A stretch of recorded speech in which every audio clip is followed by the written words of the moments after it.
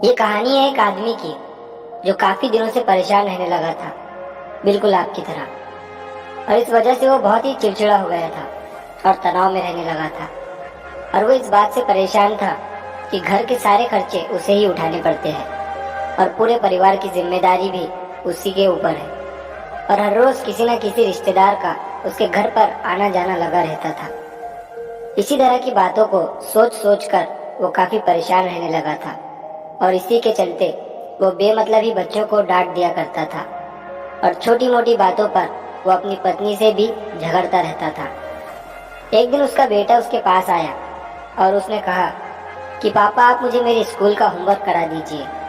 वो आदमी पहले से ही परेशान था। उसने अपने बेटे को डांट कर भगा दिया। लेकिन फिर कुछ देर के बाद जब उसका गुस्सा ठंडा हुआ तो वो अपने बेटे के पास गया। उसने देखा कि उसका बेटा सोया हुआ था और उसके हाथ में उसके होमवर्क की बुक थी। उसने अपने बेटे के हाथ से बुक निकाला और उसे साइड में रखा तो उसकी नज़र होमवर्क के टाइटल पर पड़ी। होमवर्क का टाइटल था कि वो चीज़ें जो हमें शुरू में अच्छी नहीं लगती लेकिन बाद में वो अच्छी ही होती है। इस टाइटल पर उस बच्चे को एक पैराग्राफ लिखना था जो कि उसने लिख लिया था। उसके पापा ने उस पैराग्राफ को पढ़ना शुरू किया।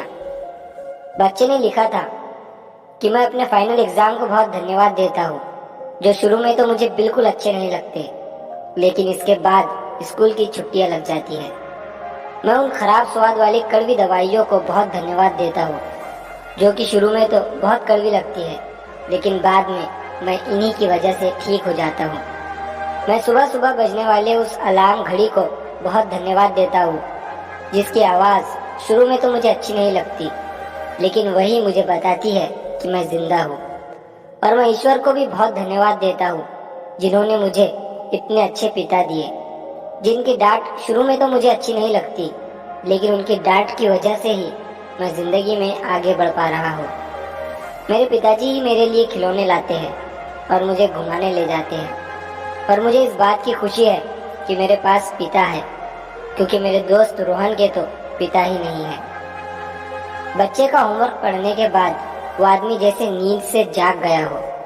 उसकी सोच बदल सी गई और बच्चे की लिखी बातें उसके दिमाग में बार बार घूम रही थी। थोड़ी देर के बाद वो आदमी शांत हुआ।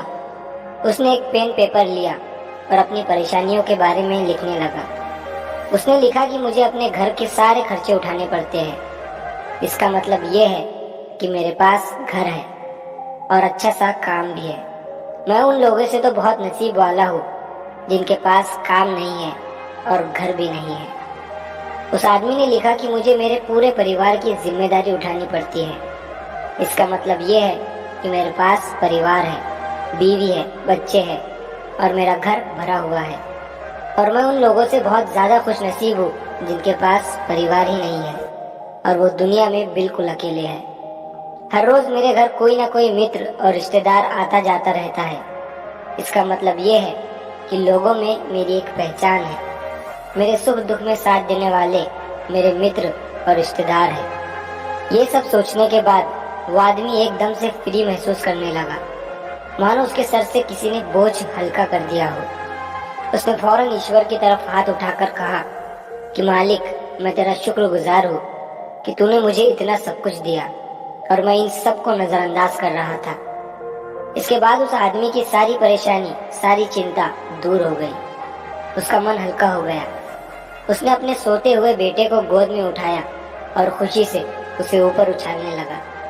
दोस्तों, इस कहानी से हमें ये सीख मिलती है कि हमारी ज़िंदगी में जितनी भी परेशानियां हैं, जब तक हम उन्हें नेगेटिव नज़रिए से देखेंगे तब तक हम परेशानियों से घिरे ही रहेंगे। और जब आप अपनी परेशानियों को पॉजिटिव नज़रिए से देखेंगे तो हमारी सारी परेशानियां, सारी चिंताएं, सारे दुख एकदम से ख़त्म हो जाएंगे और आपकी सोच एकदम से बदल जाएंगी।